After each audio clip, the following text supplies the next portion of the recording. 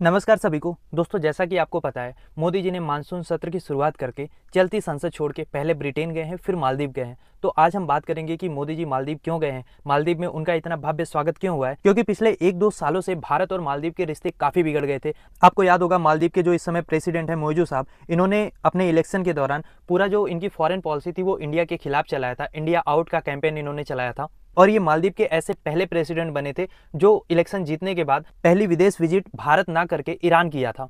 इनको काफ़ी ज़्यादा प्रो चाइना माना जाता था और इसी नाते इन्होंने भारत से अपने रिश्ते काफ़ी ख़राब किए थे। इंडियन गवर्नमेंट ने भी रिटेलिएशन किया था। आपको याद होगा, मोदी जी ने लक्षद्वीप में जाके काफ़ी ज़्यादा फोटो शूट कराया था। इंडिया में मालदीव को बायकॉट करने का ट्रेंड चला था। लक्षद्वीप को प्रमोट किया जा रहा था कि आप मालदीव जाने से अच्छा लक्षद्वीप जाओ, अंडमान निकोबार जाओ। पर अब ऐसा लग रहा है कि दोनों देश अपने रिश्ते सुधारना चाह रहे हैं। दोनों देशों को ये बात समझ में आ रही है कि उनको एक दूसरे की कितनी ज़्यादा ज़रूरत है। अगर हम पहले भारत की बात करें तो देखो, ऑपरेशन सिंदूर के बाद भारत को खासकर ये समझ में आ रहा है कि हमारी जो फॉरेन पॉलिसी है वो बहुत अच्छी दिशा में नहीं जा रही है।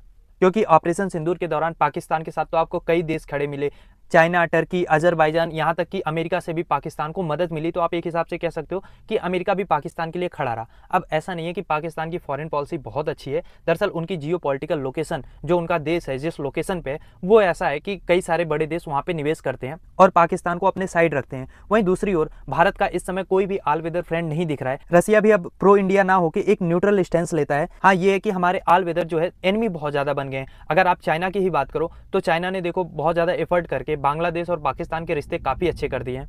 ऐसे में अगर मालदीव को इंडिया अपनी तरफ वापस से अट्रैक्ट नहीं करेगा तो एक तरीके से भारत जो है वो प्रो चाइना देशों से घिर जाएगा। और यही सब देखते हुए मोदी जी ने मालदीव का इनविटेशन एक्सेप्ट किया एज अ चीफ गेस्ट उनके इंडिपेंडेंस डे के दिन। वहीं दूसरी ओर जो मालदीव था, जो काफ़ी ज़्यादा एंटी इंडिया स्लोगन चला रहा था, एंटी इंडिया पॉलिसीज बना रहा था, उसमें भी अब परिवर्तन देखने को मिल रहा है। उसका सबसे पहला रीज़न तो ये है कि जिस तरीके से हमने मालदीव को बायकॉट किया है, वहाँ पे उनकी टूरिज्म रेवेन्यू में बहुत ज़्यादा लॉस आया है। वहीं बहुत ज़्यादा प्रो चाइना होने पर मालदीव को ये बात अब समझ में आ रही है कि जिन देशों ने भी बहुत ज़्यादा प्रो चाइना होकर चाइना से लोन उठाया, वो या तो आज डिफॉल्ट के कगार पे आ चुके हैं या तो उनकी सोवरेनिटी जो है वो चाइना के यहाँ गिरवी रखी है। चाइना ने उनका कोई टापू, कोई जगह कब्जा करके वहाँ पे अपने सैन्य ठिकाने तक बना दिए हैं। इसके अलावा आप इंडिया की बात करो, अभी जब मोदी जी गए हैं तो उन्होंने लगभग 5,000 करोड़ का एलओसी यानी लाइन ऑफ क्रेडिट मालदीव को दिया है। मालदीव की मिनिस्ट्री ऑफ डिफेंस की जो बिल्डिंग है वो भारत ने बनाई है। और मोदी जी ने कहा है कि बहुत जल्द हम मालदीव के साथ भी अपना फ्री ट्रेड एग्रीमेंट साइन करेंगे, जैसा कि अभी हमने ब्रिटेन के साथ किया है। तो ओवरऑल ये दोनों देशों के लिए अच्छी बात है कि रिश्ते सुधर रहे हैं।